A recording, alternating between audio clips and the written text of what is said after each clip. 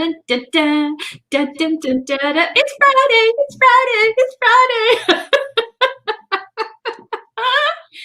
Hey, folks, just letting you know, remember last time I was saying I wanted to sell the house? We're in escrow. So your house is selling, which means you're moving closer to me. Yay! Yay! Yay! Can't wait, can't wait, can't wait. But you're still not going to be at Blog and VideoCon next week, are you? No, because we're in the process of getting all of this ready and done and finished packing. And we have 90% of it done, but still got a lot to do. So, and it's going by so fast. It's like boom, boom, boom, boom, boom, boom. When they have you listed as your closing date right now? The 18th of November. 18th of November. Okay. All right. Yep. Mine's so I'm selling one of my rentals, and one of my rentals is listed as the 17th. Oh, well, look at that. Yeah. We're around the same time. Cool. I'm hoping it all goes through on the 17th, and that one rental property. I needed it gone before the first of the year, so that's it. So I have to moving businesses around as I close the year out. I had to have it closed out. So yeah. I'm excited. Very excited. We're gonna be in New Mexico, Las Cruces. You have to make sure that, like, you know what I mean, there's something with my money that I have to have it moved somewhat, I think, by the end of the year. It's like 45 days, and I needed it past I needed it so 45th day is on the first of the year. So I have to worry about taxes on it for next year. Yep. So woohoo! Very excited, very excited. It'll be the first time I've lived in California my whole life. And so this will be a huge move for both my husband and I. We both are California natives, both. Wow. So it'll be a huge move for both of us. We're excited. Very exciting. Hi, Robert. How's it going? Our faithful person. Yay.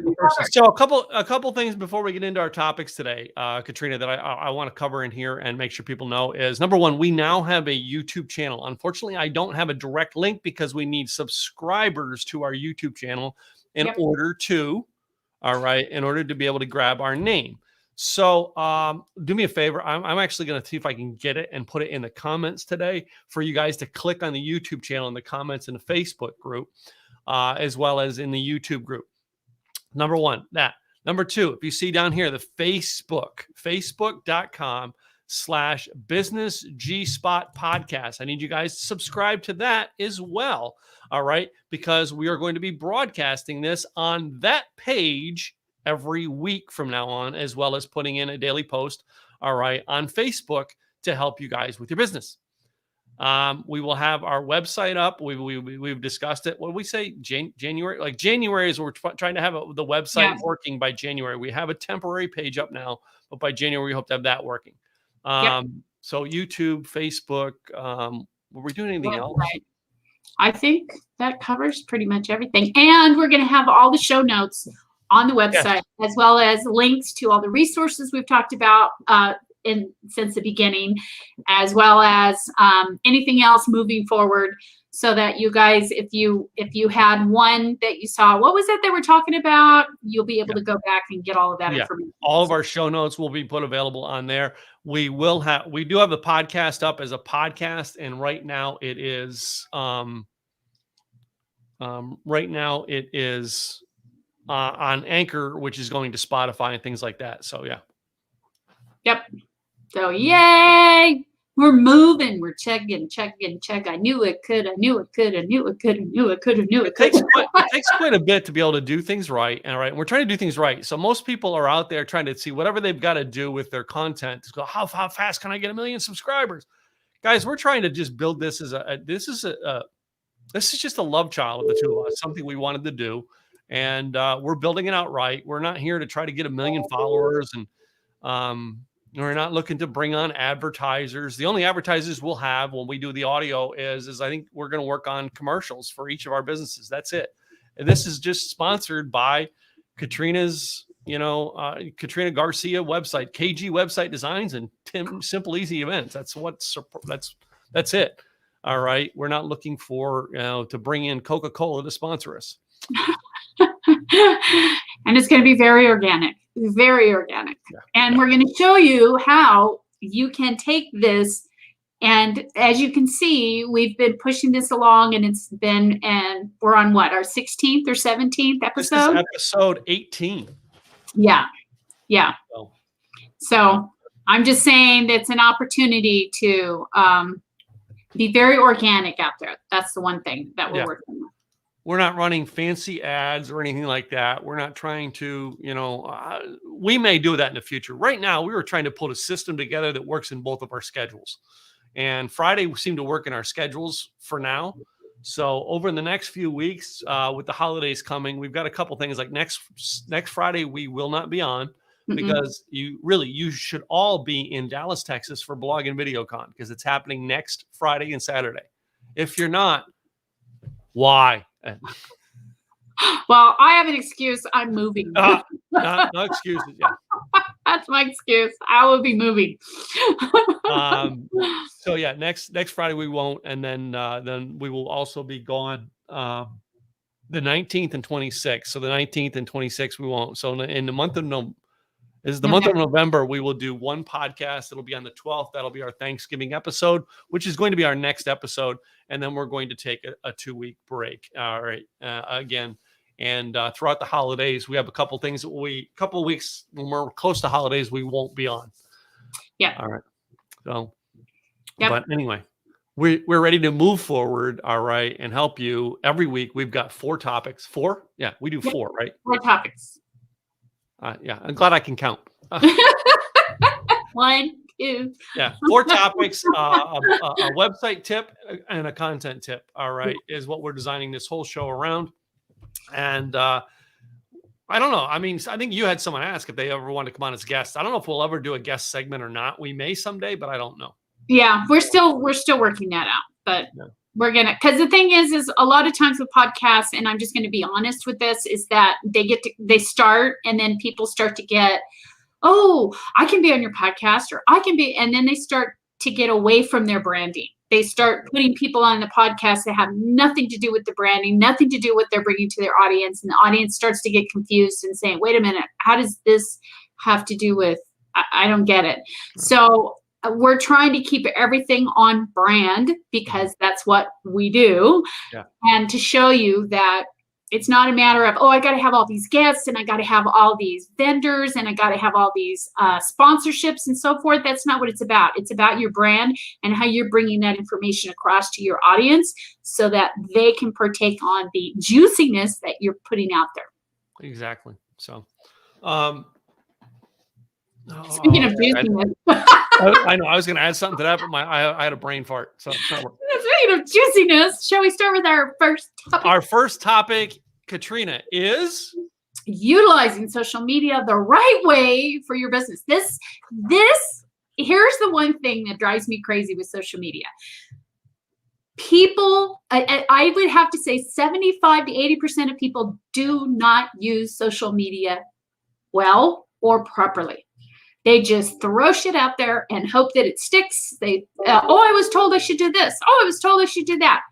No, there's a science to it. And there's also a way of getting that organic reach. I know a lot of people feel like you can't do that organic reach anymore. That's not true. It's actually getting back to that more organic reach because people are tired of being sold. They're tired of the sales. They're tired of, hey, buy this. Hey, do this. Hey, do that. Hey, they're tired of it. So they want stuff that's going to help them right now. And that's pretty much what social media is all about, is taking your information and your know-how and pushing it out to your audience so they can see it. So like one of the things I'm going to do in the next week is I have just a personal topic that basically is that I use as a training that I'm going to run an ad on it. And the ad is coming out to be an organic subject. So it's not, it is a post that I'm going to sponsor and put up, but it is an organic subject to get people engaged in a conversation. So that it's not designed to sell. It's designed to engage people in a conversation and go check out a video that takes the conversation to the next level. It's not designed to sell, but in the long run, there's a way down the path that it does sell. But that is what she's talking about. Also about organic reach is organic. Be organic on the podcast. Quit trying to make yourself to be someone. Yeah. Yeah. I mean, it's all about, like we know, it's being about transparent. It's being about showing people who you truly are. Because in reality, when you're running a business, that business is you. You're the one behind it. You're the one people are buying, not just your expertise, but you. And so when people say, well, I'm not a salesman, you're a salesman every day. Every day you're talking to somebody. Every day you're putting information out there. You're selling. And it's just organic selling. It's not pushing things out there. It's just being organic. And that's, I think, the biggest thing that people don't do well with social media is they think, I'm going to sell, sell, sell. And then they get upset because they're not getting their rate of return. Yeah. And I'm going to tell you right now with social media, if you're saying, okay, I'm going to spend this much money and I expect this much back, it's not going to happen. And if social media managers are promising you, oh, I can get you 1,000 reaches and if you spend a lot of money, absolutely you'll get those reaches. But we're talking thousands and thousands of dollars to do that. Yeah. And as we know, a lot of us don't have that in our budget. So there's still that organic reach that you can do through social media. One, and I'm going to go over a couple of them. One is you can send out your blog with great tips.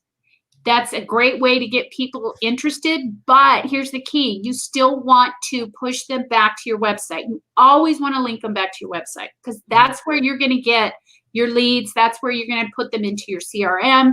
That's where you're going to be able to massage that list and get them to look at the other things you may have to offer. But at least that way you're getting them in a spot where at that point, then they can decide if they want to buy this or that. But you're always wanting to push them back to your website, which a lot of people don't do. That's the one thing they don't do that they should be doing. You also want to send out monthly tips and have them sign up. So send out a quick monthly tip. And if you're doing monthly newsletter or whatever you want to call it, email campaign, send out the tip with just a little bit. And then if they want more of this, they can sign up and then they go back to your website, sign up for your newsletter. And now you have more people being added to your list. Yeah. So one of my mastermind members, Katrina, is doing something like that but he's using like the Facebook Lives, which I think is your next point in there. Yes. He's doing a Facebook Live news, like a news thing every day. All right. To help people and get people to engage with them so you can get them to go back to the site.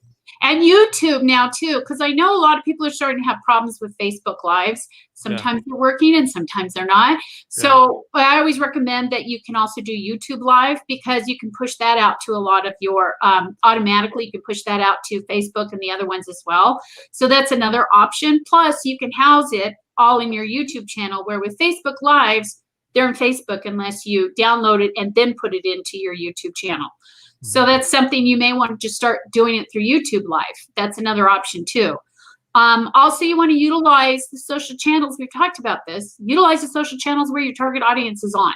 So if your target audience isn't on Twitter, they don't even go to Twitter, why are you putting anything on Twitter?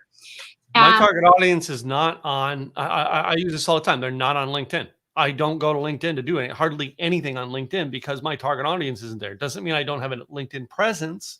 I just don't focus on that because it'll be a waste of my time trying to find my clients there. And my target audience is on Facebook and LinkedIn, and some are on Instagram. Very few on Twitter at all. So even though I send things to Twitter, the majority of my audience are on LinkedIn and Facebook for the most part. I used to have a huge engagement to my blog off of my Twitter. I don't, but you know what I mean? It could be the fact that I don't put as much on Twitter anymore. Yeah.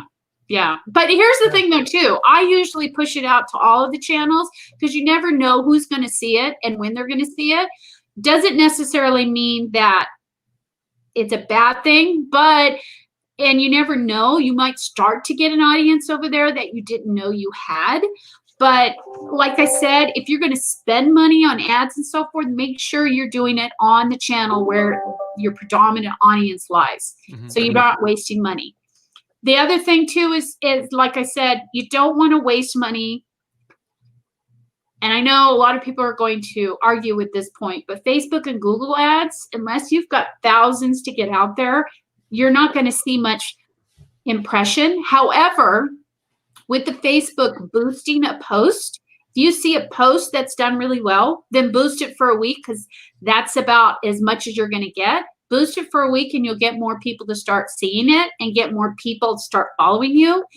But like Tim said, it's not about, oh, I got 10,000 people.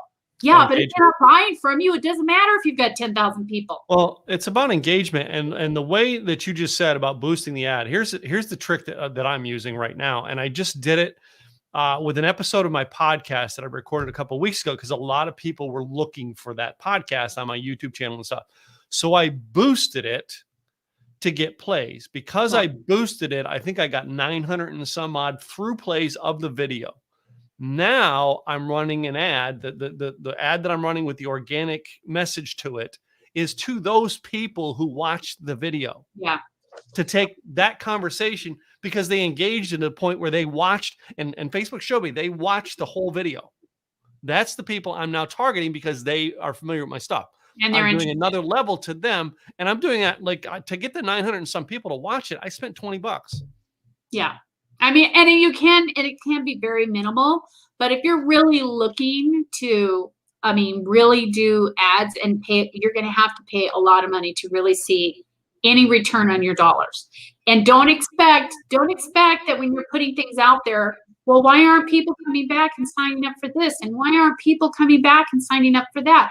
Could be your content. We talked about this before. If your content's not relevant or it's too pushy, you may be pushing them away, or you may not be clear enough. So like we've talked about, when you're utilizing social media, you really want to make sure your content is concise. You want to be pointing them back to your website, and you want to give them information that they can use right now. Juicy information, not just, hey, we got a sale, come on, check it out. Now, I have a course for that. Yeah. I'm sorry. So basically, there's one of the courses that I have created, but I don't have it up right now because I only do it in a class 3 times a year now, and that is, I call it my Simple Easy branding process, which is takes you on a gradual level to build engagement on that site, to brand yourself and run ads on a gradual level. I learned it from another program. All right. But I put a different twist to it because I was more about building the personal. And that's what I'm doing with the running my ad. It's what I'm doing with the very concept that I did. People watched it at a low dollar. Now I spend a little bit more money to get people who watch that, to get them to engage in another level. And when you get bigger out there and you've got that money to spend, by all means do it, but do it properly and smart in regards to where your audience is, the content that's really going to bring them in, that type of thing. If you've got a course coming up, if you've got membership coming up that you want to start putting out there, that's the other thing too. You can put tidbits of that course out there. That's helpful tidbits they can use now with a link to, hey, if you want more of this, I also have a course. You can sign up if you'd like, but keep following me. We're still going to do tips. Yeah. So you might get people sign up, you might not. But the thing is if you're utilizing social media properly, you're going to get that organic reach. Yeah, exactly. So our next topic, and I know we do a lot of Zoom meetings, and I'm seeing, oh my goodness, the Zoom meetings are like going crazy now, especially with businesses. So I thought we could talk about how to make your Zoom meetings count, because a lot of people now are starting to say, just like within corporate, oh my God, what a waste of time that meeting was. Oh my God, if I'd known that. I went to another Zoom meeting that could have been an email. Yeah, it's like, oh my God, this is driving me crazy. So I thought we could kind of go through a couple things that if you're either managing the Zoom meeting or somebody else is managing the Zoom meeting, maybe you can even give them a tidbit. But the number one thing is have an agenda. Put that agenda out before the Zoom meeting even starts, what you're going to talk about. So then now people have an opportunity to look at it and say, yeah, I really need to hear these things. I'm going to be there. Or, yeah, I already know this stuff. I'm good. I don't need to. For instance, guys, even our podcast here, Katrina puts a document for us together with our agenda for this whole thing. And then we tweak it just before we come on air. We have an agenda when we come on, and that's what you need to do in your Zoom meetings. If you have to put it in a Word document and have it written out for everybody in the meeting to get a copy of it, then do it. It saves the headache of going, okay, I know what Katrina's going to talk about. I don't have to worry about it. Yeah, exactly. And you can decide too at that point, well, I'm going to just be there for those 2 topics because I need to hear that. Then the rest of the time, I'm just going to bow out because I don't need to hear that. And that's not saying that your meeting's not going to be a good meeting. It's saying that now you've got people that are going to be interested because now they know exactly what they're coming to that meeting for. Yeah. And what's going to be discussed. The other thing I really think is important is that you stay on time. I can't tell you how many times I'll be on a Zoom call and it's supposed to be an hour, and now we're an hour and a half into it. I'm looking at my clock going, this thing was supposed to end half an hour ago. I got to go. And then you start losing people. You start seeing the numbers go down and go down and go down and go down. And if you're not staying on time, and I know this is a stickler for Tony, if you're not staying on time, people, they have things to do too. You have to be conscious of their time and be appreciative of the fact that they have things to do. Yeah. So that's something that you always want to make sure that you're on time, and have a timer nearby. Looking at the timer so that way you can make sure you're staying on task. Also, oh my God, this is one of drives me crazy. People come on and they don't mute everyone, and you'll hear the person on the call. Yeah, okay, yeah, all right. Yeah. Hello, excuse me, can you mute? Hello, can you mute? And it's like, if you're the one who's holding the meeting, make sure that everybody's muted when you first go on. And then you start your conversation. And then when you want to take people off mute or whatever the case may be, it's up to you. But when you're coming in and everybody's unmuted and you hear the sirens in the background, you hear the kids, mommy, not a professional image when you're doing a meeting. So you always, and dogs barking in the background, I always put mine on mute. Always, even if they don't, mine's on mute because I don't want that background to be a nuisance for anybody else. And if you don't see that yourself is on mute, mute yourself just to make sure. Well, I mean, and I have a thing with mine. I have this thing called Stream Deck here that has a couple different buttons. I have a button I can push that mutes everybody but me. Yeah.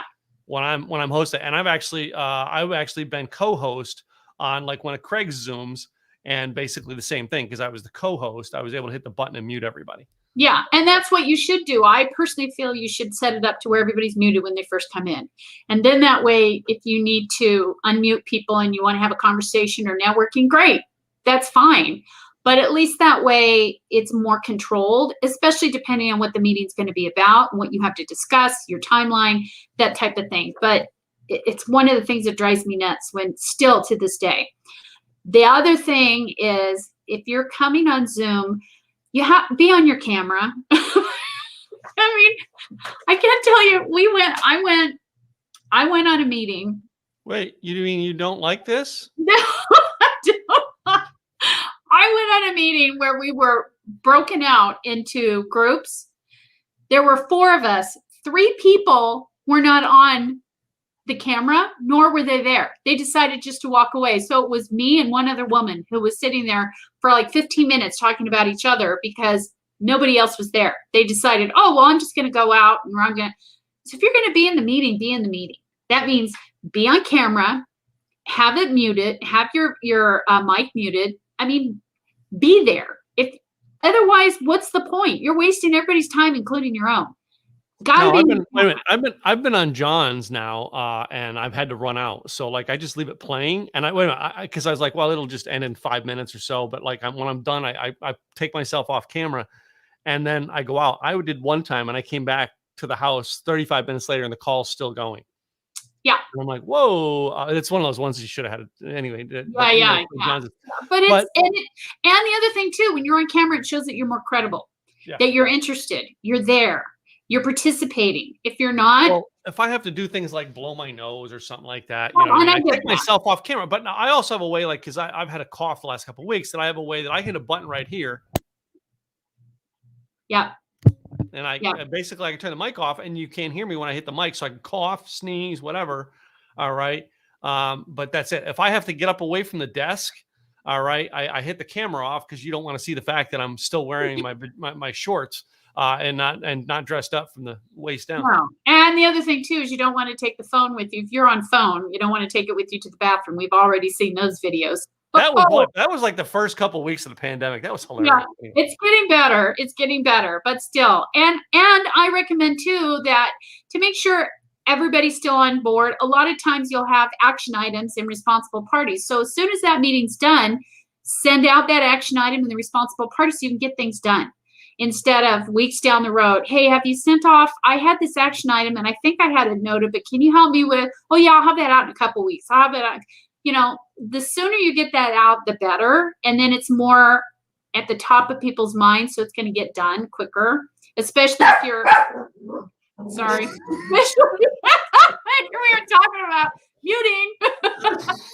I'm sorry, you made me laugh. I had cough. That's bad. Muting. See what I Do mean? as we say, not as we do. Well, yeah, just saying. The new house will have a separate studio, so she won't have to have the dogs No, coming I in will to give her not. 2 cents. Be totally different. Right now, this is only temporary. Oh my God. And also, of course, before joining any meeting, you want to know about the meeting, the topics, to ensure it's a meeting you want to be a part of. Yeah. Is it something that, okay, I need to be a part of this, or yeah, not so much. So as a meeting organizer, you want to make sure you have your agenda, that you get that out to your people. Yeah. I mean, it's key. Thank you, Robert. I wanted to put that up on screen for everybody to read. But I'm just saying, I mean, and I know sometimes we go off the cuff and we just kind of wing it. And that's one way of doing it. But it shows that you're more organized. It shows that you care about the participants that are in that meeting and you care about their time. Wait a minute. So do we? We come in wondering who's going to surprise who in this meeting, Robert, every week. I mean, there's always a lot of going back and forth and good stuff. But for the most part, we stay on time and we have topics. And it's not just, well, what do we want to talk about today? Speaking of staying on time. Is it that time already? It's that time already. Yeah. And I know you're prepared this week. I'm not. I'm always prepared. Well, pretty much. So again, we are learning who the real successful person is behind this show. Obviously, it's not Tim. That's not true. All right. It's time for our website tip of the week with Katrina Garcia. Okay, I got a good one for you. Go for it. This is going to help you with your SEO, and I know it's one thing that a lot of people don't do, and that is naming your images. A lot of times when you're putting images across, they have this number sequence, 1856J, whatever. That means nothing to anybody.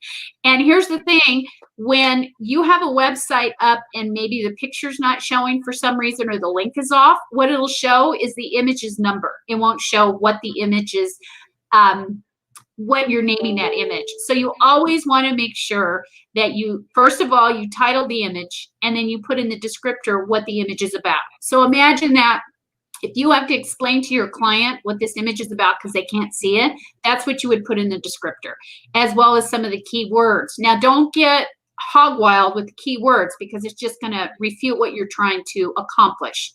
Simply put in the keywords of an explanation. For example, say that you have something that shows a website and somebody is typing on a website and you type in website services that can help your business grow is the title. And then in the descriptor, you can talk about, hey, at KG Website Designs, we can help you build your business, make more money, and do this by building you a website that da-da-da-da-da. So that's kind of the way that you would do those keywords. But like I said, it's a great way to do SEO because Google searches for those. And it's a way to put a descriptor on there so that now people can see what that is, what the image is, and what you were trying to relay with that image. And of course, it has to be relevant information. That's my tip of the week. I love it because you know what's great about the tip of the week ideas is, hold on, I'm actually trying to switch. There we go. Switch this up. Is it gives us a moment to take a break at the bottom of the hour. Do you guys realize that? See. That's the time for me to actually stand up, stretch, all right, make sure things are working right, and be off camera for a minute. How many of you ever been to a rock show where basically they have a guitar solo? Why? Because the drummer, the bass player, and the singer want to actually go get a drink. Yep. It's a break. Anyway, so now, all right, well, I don't have a fancy tip of the week. I'm going to do this because I've got to give Katrina her break, all right? It's only fair that I give her her break at the bottom of the hour, just like I get my break at the bottom of the hour. Anyway, so guys, I really didn't come up with a content tip this week, because really what we're going to go into next is going to talk about a way to actually use your PowerPoint in a very unique way, all right, for creating your content. But truthfully, most people ask me what I do for my content. And most of the content I put on my website now is my interviews on the Tim Gillette Show. I just don't create a bunch of extra content anymore. My business has moved on to where I create the content needed to get people to take action to engage with me. And then I move on and do something else. So I'm not creating 15,000 blog posts anymore. My daughter is actually writing a series that's going to be on my blog post. And then I'm using a lot of like written blog posts from my mastermind members. I'm getting them to write a guest post about something that relates to my audience. And that's ways that I actually do for my content. And, you know, it's not always, hey, how do I make it perfect? A lot of my stuff is trial and error. That's how I figured out what works for me. So anyway, did you get your break in? Yes, I did. Thank you very much. Truthfully, it is. It's a great way to take a break at the bottom of the hour. All right. And that is one of the reasons why we do it that way. So anyway. Well, and also to give you tips that you can help take you away and do these things so that it helps your business grow and so forth. So that's all part of it too. That's also, they're related to our business. My business is helping people create content. Katrina's business is creating websites. Yep. With content. Amazing how that works together. Like Words and Music. Yeah. You remember that movie? Which one was it? Where the guy says words and music. We you know, I'm the words, you're the music. Yeah. You don't remember the movie though, do you? No, I don't. If anybody can name that movie, all right. I don't know. I got to give them some. I would give them a year in my mastermind for free. I do not. Do not. Wait a minute. Let's see. I see somebody make a comment. All right. No. All right. No. Nobody make a comment. But yeah, you can name that. All right. I will reveal it. All right. Put it in your notes there, Katrina. I have to reveal it at the top of the hour. Reveal at the top of the hour. Words and music. Words and music. Words and music. I'm the words. You're the music. We go together. Name the movie. Words and music. We go together. Oh, something's coming to mind, but I'll have to think of it. All right. I'll put it. Wait a minute. I'm going to put it in the private chat for you, so you know. All right. Anyway, but yeah, let's move on to our next topic while I put that in the private chat. Our next topic, and this is a really cool one that I don't think people realize. A lot of times when you're putting courses together and online courses, and you want to put it online, people think, oh, I got to go get LearnDash, or I got to get MemberPress because they do courses, or oh, we got to go into Kartra because they do courses. Believe it or not, there's something you probably already have in your arsenal of business that you can do the same thing on for next to nothing, and that's PowerPoint. PowerPoint presentation. I mean, and think about it. It's perfect because you can utilize Canva. As we know, Canva has PowerPoint templates in it where it's already got the coloring and the snazzy stuff that they put in those things. But here's the key: make sure that you download it onto your system so you have all of those things you can change. Otherwise, it makes it difficult to do. But if you don't have a template, or you're looking for something, go to Canva, get your template, download it onto your system, and now you can start going through it and building your course on PowerPoint. Because I don't think people realize too that they both have a video and sound recording on PowerPoint as well. So you can record the whole thing as you're going through it. And you can also record yourself on YouTube and going back and forth. I record all of mine on StreamYard. I basically put the PowerPoint on StreamYard, and there's a new thing on StreamYard now that basically, well, it won't work because we don't have a thing, but there's a thing that now that you can actually have it where your PowerPoint's on the screen and you're just this little thing. Yes. And you can do that on Zoom too. But PowerPoint has these capabilities that people were thinking, wait, what? PowerPoint? Yeah. If you think about it, it's got the movement, it's got the transitions with the slide set that goes through really, really well. Sometimes it comes through on Zoom, sometimes it doesn't on Zoom, as well as I don't know. What do you think on StreamYard? Does it come through pretty well in regards to the transitions? Yeah, it does. That's one of the reasons why I use StreamYard. But the neat thing with the hard part with StreamYard, though, if using a PowerPoint on StreamYard, and most people don't know this, is it can mess up your world. If you're dealing with a single screen laptop, it'll take up your whole screen. A PowerPoint will, and you can't see what the audience is doing. I have a 3-screen setup, so Got when it. I'm doing presentations here, all right, I have 2 screens for just the PowerPoint. This is the slide I'm on. This one here shows the next slide, or I can switch them to where I can see the slide I'm on, and this is just a screen. Over here is the window with StreamYard in, so I can see what the comments are rolling down and see what I look like on StreamYard. Got it. But I think you can do it on Zoom that way. I'm not sure. The only thing you can't see on Zoom, I think, are the chat. You can't see people chatting. You can't see the chat on Zoom, and mine, the same thing it does is because on Zoom it grabs whatever screen I'm sharing. Yeah, right. But I mean, and that's if you're doing a live course. But if you're just doing a course for somebody to just buy on your online and not necessarily doing it live, it's a great way to do through PowerPoint because, like I said, it has all those great transitions and it moves through things. And you can, and here's the thing, you can save it if you do it as a video. You can save the video in the format you need, and then you can upload it to YouTube. Yeah. So now which you've got it in YouTube. All of my recordings from my Simple Easy events are actually unlisted videos on YouTube. The only way you can find them, though, is you can't Google search and find them. You have to have the link specifically to get to it, and they are inside my portal. Oh, got it. I mean, but they can click in the portal. They can click onto the YouTube button and go see it on YouTube. Yeah. All right, and that's. Well, I mean, this is a great way to start something. If you don't have a lot of money and you want to get courses out there and you want to get people interested in doing this course, it's a great way to do it without having to spend a lot of money. Yeah. I mean, for the most part, when you have Microsoft Office, it comes with PowerPoint. That's one of the main ones it comes with. Excel, Word, PowerPoint, and Outlook. Yeah. I mean, and it's a great opportunity to use for training videos, all kinds of things, of course, as well as Zoom, as well as a StreamYard. But there's a cost involved to those two sometimes, especially if you want those features. If you don't have a lot of money, it's a great way to get started, especially if you're just starting your business and you're just trying to move forward with things. Great cheap way to do it. Yeah, I used to record you use the PowerPoint and record it with a screen record using QuickTime. Yeah.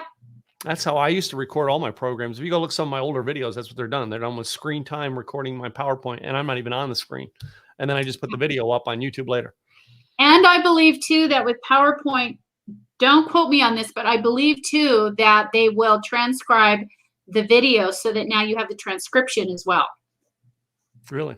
So I believe they are doing that, or they're putting that in their new I think it's 2021.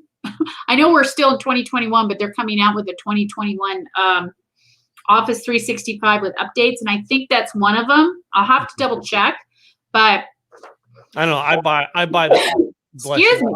I buy the Office 365 every year, so like I get a thing every year to renew it, and it's that way I get whatever the modern version is. I used to buy PowerPoint and then put it on all my, I buy the Microsoft Suite and put it on all my stuff.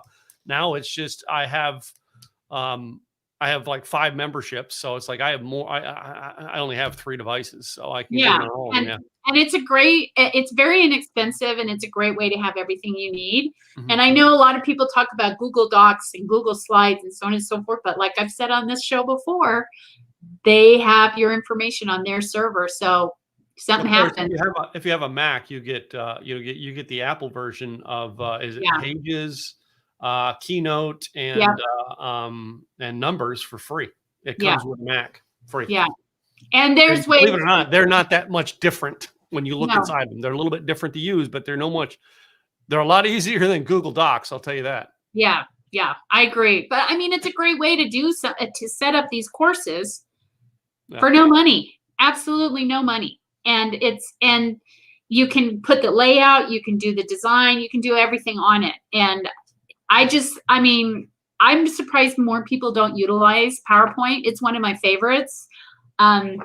Before Canva came along and everything, I would create my logos on there. I would create my imagery on there. I would create everything on PowerPoint. So I do all kinds of stuff with PowerPoint back in the day. Yeah, it's a pretty robust, program, and it's one of my favorites. I use it a lot, and it's one way you can do online courses. It's very easy to do. So I thought I'd bring that forward because I know a lot of people are on budgets, and this is a way you can still get your course out there on a budget. Cool. And start making money and put it across all your social media. So, and the other one we're going to talk about, the last one we're going to talk about. This last one here is all Katrina.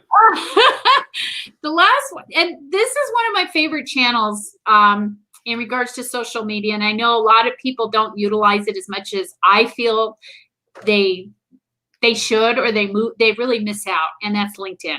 LinkedIn, believe it or not, has a lot of opportunities out there that a lot of the other social media channels don't have. The one thing they do have that really impresses me is they're the #1 channel right now that has the biggest organic reach out of all the other channels. If you go on LinkedIn, in fact, if you notice and you post across all your channels, you will notice you'll get more people following you as an organic reach on LinkedIn than any of the other channels. That you'll start to get more impressions. You'll start to get more people involved. You'll start to get more people talking and more of your audience participating. It's amazing what LinkedIn has in place. And I know we were talking about Microsoft. Microsoft owns LinkedIn. And they do. I forgot about that. And they bought lynda.com, which is another favorite platform of mine, where it has training programs and videos up the yin-yang for anything you want to learn, practically anything. So it's a great way, and it's only $30 a month. It's so cheap, and you get access to this whole suppository of thousands and thousands of videos that are training videos to take you through step by step by step. They even have certifications now, where they have social media certification or online management certification. And they also have, I think, a digital manager certification, IT certification. I mean, they've got all of these certifications that if you follow along and you do everything and you go through your little testing, you get a certification that you can now put on your website saying that you're officially certified in this particular topic, or whatever the case may be. And it's a great way to do it for so cheap, $30 a month. What more? I mean, a lot of times these programs cost a lot of money. This is a great way to get new things under your belt, new skills under your belt. I mean, it's a great opportunity. And the other thing I know is they're just now starting it. I don't know if people know this, but Fiverr, I know it's a freelance area where a lot of people can put their services on there and get more clients, such as designers, graphic designers, website, that type of thing. Well, now LinkedIn is going to have their own freelance area to do the same thing. So that now you can start putting your information out there and getting more clients, because you can start putting your services out there for a cost. And then they can start looking through that, just like Fiverr, and figure out, oh, hey, I'm going to use Katrina to do my website. Oh, hey, I'm going to talk to Tim about helping me with my content build. Or it's a great way to get more clients involved. Granted, there's a cost and so forth, just like with anything, and that's something you have to check out. But they're starting to involve that now, and they're having their own freelance area for freelancers that can put their information out there and services. So another opportunity to be part of LinkedIn. The other thing too is you can upload your newsletter, and it shows it in such a beautiful format. A lot of times with the other social media, you just have a little tidbit, and that's all you can see, and then you read more, which you can, but it shows the whole thing in regards to the graphics. I mean, it's a beautiful layout to where you can see the whole thing now, and people are, wow, that's pretty cool. I think I will sign up. So it's another opportunity to get your information out there. And like I said, it's the highest organic reach out of all the channels right now. And also it's a great way to network with other people.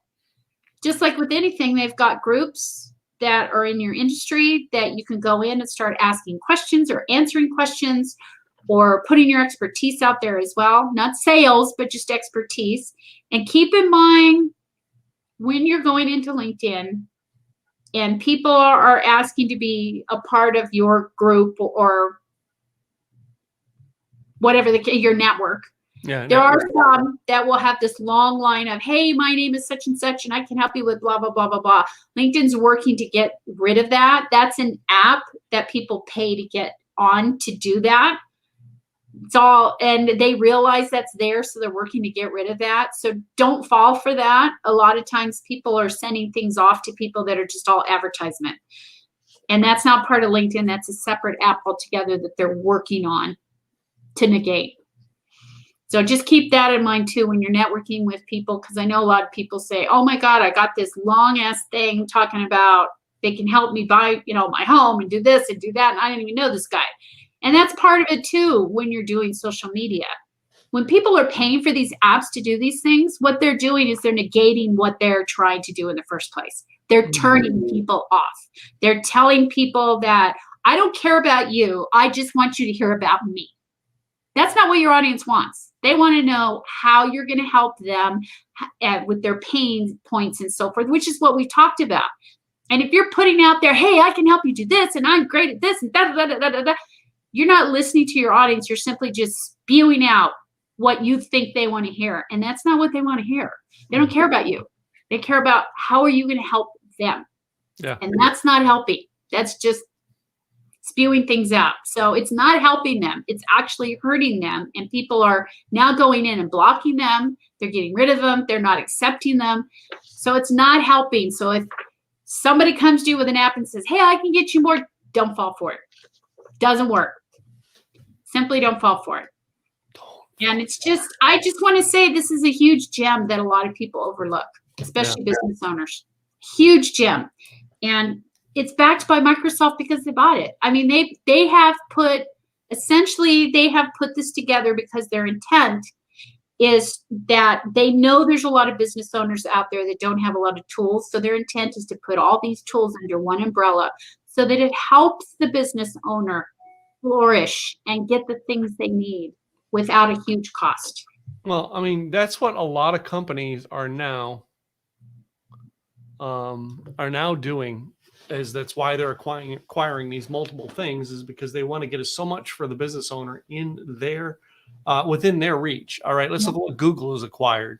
All right, what Facebook has acquired, what Amazon has acquired. Yeah. All right. So Microsoft's Microsoft is a little later to the game, acquiring things that'll. I agree. I totally agree. But what they're acquiring, they're being smart about it. Yeah. And the way, and frankly, I like the reason why Microsoft is one of those, they sit back and they say, let's see what the rest of everybody's doing and then do something different.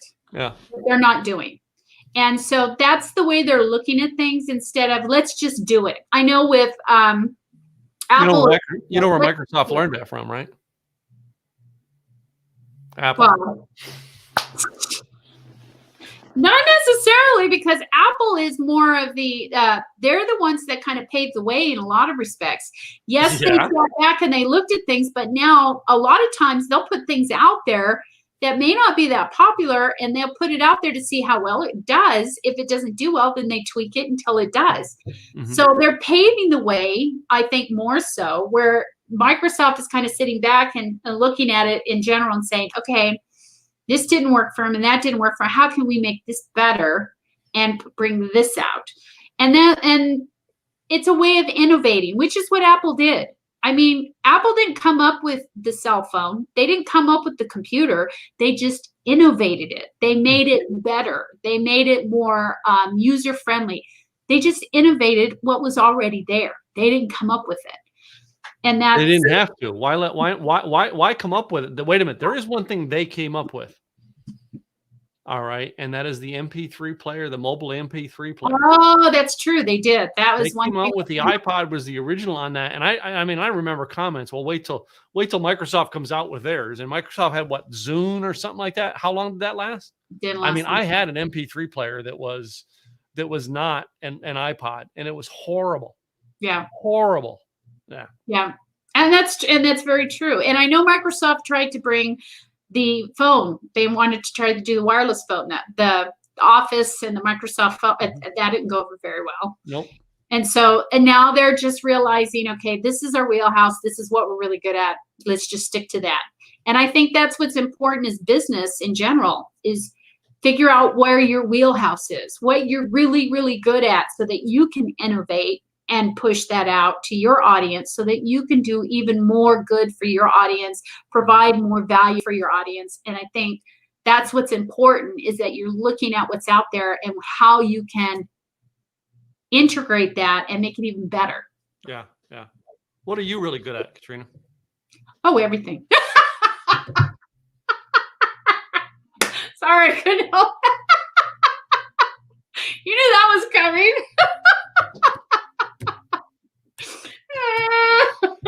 Well, before we finish our call up this week, all right, let's cover a couple things. I know we finished our topics a little earlier today, so I do want to cover a couple things that were really not in our topics that kind of get thrown at us at the last minute. Yes. For discussion, and that is Facebook changed their name this week, but they didn't change the name Facebook. They did. They didn't change the name Facebook. If you look at it, no, they just decided to build a umbrella company that houses all this stuff. So it's not like they changed their name and got rid of Facebook. No, the name of Facebook's still there. Facebook is a part of this new company, which is called Meta, M-E-T-A. Yep, right? Meta, M-E-T-A. Yeah. That it has and if you notice the logo they came up with, it's kind of a lazy, what is it? 8. It's a lazy 8, which is what they call infinity, because it goes on in infinity, so to speak. So it's, and I don't know if you noticed too, that with that lazy 8, it's kind of an M. It's like a very lazy M. I don't know if you noticed that or not. No, I didn't. Yeah, it's like a lazy M. But yeah, it's just, this is Google. Actually, Google is there's a parent name company over Google, but nobody ever talks about that either. Yep. It's like Alphabet or something like that. Yep. Exactly. Right? And that most people don't realize it. It's like, so often I think what people get caught up in is naming their company when they really just need to name their products. Like, the name of my company is Tim Gillette Media. The name of my products are Simply Z Marketing. Yep. My company is not Simply Z Marketing. My product line is Simply Z Marketing. My product is, my event is, blog and video con. It's not the name of my company. And I as a business coach, I've seen so many times people coming up, oh, but this is the name I want. And I'm like, you can name your company whatever you want. You know what I mean? My real estate company is called X2 Investments. And the reason I named it X2 Investments doesn't matter. It's just a document. It's on all my stuff. I named it X2 Investments because I wanted to have all of the real estate I invested in to go the extra mile for our renters. And that was part of why I designed it. But that's just the name of the company. Yeah, we have that too. We have an umbrella company. It's called KVA Virtually Everywhere. Yeah. That's our umbrella company. And then the product underneath that is KG Website Designs. And then we also have eResource Hub. So we have products underneath that. And it makes it nice because once you've set up your S Corp, you can have all kinds of products underneath that with the naming. And you can have the name, you can have the website, you can have all of these things. So it's yours and it's proprietary. But it like you said, it's about the product. You're just naming the product, just like Facebook. It's a product underneath the umbrella. Now, I put a separate company out, all right, and then really I put a separate company because I was running the real estate company and I was running the regular company underneath the same umbrella, and like it could be done, but it's just two separate. I really should have done it as just a separate DBA, but anyway, but it makes it easy. It makes it I think it makes it easier to break things out, and then that way it's not quite so convoluted. And as long as everything ties in with your brand, which and it'll be interesting to see what Facebook does with Meta. And I know a lot of people thought that they were naming it because they were getting hassle from Facebook, but I know Zuckerberg has said, no, that's not why we did that. We just are innovating. And he wants to, I don't know if you read or not, but he really wants to get into the AI the artificial intelligence industry and really put it up on its head and start really using that so that we're more immersed into the how do I want to say this, into what he's trying to put out there, as opposed to it's just Facebook. He wants to make it an immersion into Facebook, an immersion into, so that you're a part of it instead of just utilizing it. Yeah. So he's got a lot of big plans going forward. We'll see how that goes. And I know that AI is a big thing right now, and a lot of people have been looking at it. So it should be interesting. Should be interesting to see. Should be. Mm-hmm. So, nobody. All right, come out with what my movie. Do you remember it? No, but the word, it sounded familiar. The words on music. Words and music. I can't think of it. Let me see. I can't think of it. Look in the private comments and see. Okay. That makes sense. Yeah. And I've seen that movie. Now, do you remember the movie? Yes, now I remember the movie. I remember the text, and I'm thinking, wait a minute, that sounds familiar. But yeah, I remember now. That was a good movie. That was an awesome movie. They made a second one too that really was. I didn't see the second one, but the first one was really good. That was a good movie. Well, at the very end of the first one, they show that one video they're playing, and they show a person in the window of a department store looking at the video. Oh, that's him. That's who right. Went and hid. Yeah. Yeah. That's right. I remember that now. Yep. Yeah. And that's why they brought the second one back, was because he really was alive. He just disappeared. Yeah. That was a good movie. Great movie. I stayed at the actual hotel that they filmed part of that in New Jersey. I stayed in that hotel. Did you know they also filmed part of that in downtown Moore Park? No. They filmed a little bit of it in downtown Moore Park. Not a lot, but they filmed bits and pieces of it down there as well. Mm-hmm. So they were all over the place filming that thing. Yeah. Apparently, it was it was Jersey based, but anyway. Yeah. But it was a good movie. It's a very good movie. It was. So. And in case you're wondering, you're gonna have to guess. All right, we have to put it in the comments as to what you think it is, and we will tell you if you're right or wrong. Yep. All right, but other than that, guess what time it is? Dun, dun, dun. Time to close the show and tell you guys that time. So our next show will be our Thanksgiving episode. It will be on November the 12th. We're going to take a break next week, and we'll be back on November the 12th with another 4 subjects, as well as a business tip or our website tip and a content tip of the week. Yep. So don't forget to join us. Don't forget to join. And make sure you go, all right, and put in the comments what movie you think we're talking about. Yes. And we will reveal. Yeah, we'll reveal it, and we'll reveal it on the 12th if somebody's got it, all right? But here's the deal, all right? We're going to leave it as an open. I think we're going to leave it as an open-ended thing, all right? If you go Google words and music, you'll figure it out. Yeah. I'm going to test that out and see. Wait a minute. If you can. I don't know. Can you? I bet you can. I don't know though. That content was used in a lot of stuff. They did copy a lot of it. So I'm looking so on page 1, it's not. But if you type in words and music, it shows up. There was a movie in 1948 called Words and Music. That's what I mean. There's a lot of stuff, so it's hard to tell. Never know.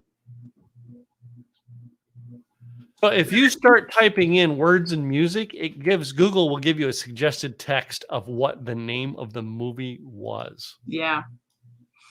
So go check it out. Let us know. See who actually gets it.